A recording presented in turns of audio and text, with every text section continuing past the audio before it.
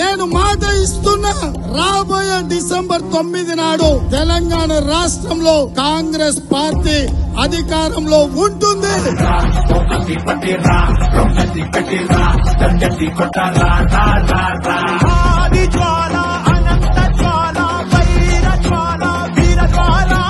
తెలంగాణలో Congress అధికారమని exit polls అన్ని చాలా గట్టిగా కాంగ్రెస్ పార్టీ 67 నుంచి 78 స్థానాల్లో విజయం సాధించబోతోందని తెలిసింది. కాంగ్రెస్ ఆధిపత్యం తథ్యమని సర్వే గట్టిగా చెబుతోంది.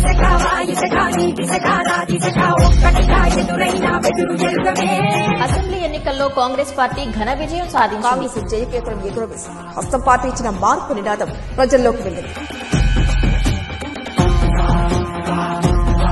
యనమల రేవంత్ రెడ్డి అనే నేను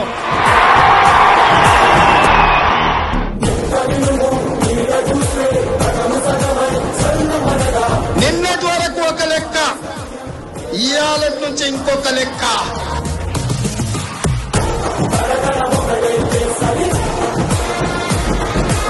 మహాలక్ష్మి పథకం ద్వారా ఆర్టీసీ బస్సుల్లో మహిళలకు ఉచిత ప్రయాణం, 500 రూపాయలకే గ్యాస్ సిలిండర్, గృహజ్యోతి ద్వారా 200 యూనిట్ల వరకు ఉచిత కరెంట్, రాజీవ్ ఆరోగ్యశ్రీ పథకం ద్వారా ఉచిత వైద్యం, 5 లక్షల రూపాయల పరిమితిని 10 లక్షల రూపాయలకు పెంపు, ఒక్కో రైతుకు 2 లక్షల రుణమాఫీ, ధాన్యం ఉత్పత్తిలో దేశంలోనే అగ్రస్థానంలో తెలంగాణ, హైడ్రాతో ఆక్రమణదారులకు చెక్, మూసీ పునరుజ్జీవానికి కృషి, తొలి ఏడాదిలోనే 55,143 ప్రభుత్వ ఉద్యోగ నియామకాలు, అర్హులైన అందరికీ సంక్షేమ ఫలాలు అందాలని సమగ్ర కుటుంబ సర్వే, ఒక్కో నియోజకవర్గానికి అర్హులైన పేదలకు 3,500 ఇందిరమ్మ ఇండ్లు, వివిధ కంపెనీలతో రాష్ట్రాలకు పెట్టుబడుల వెల్లువ.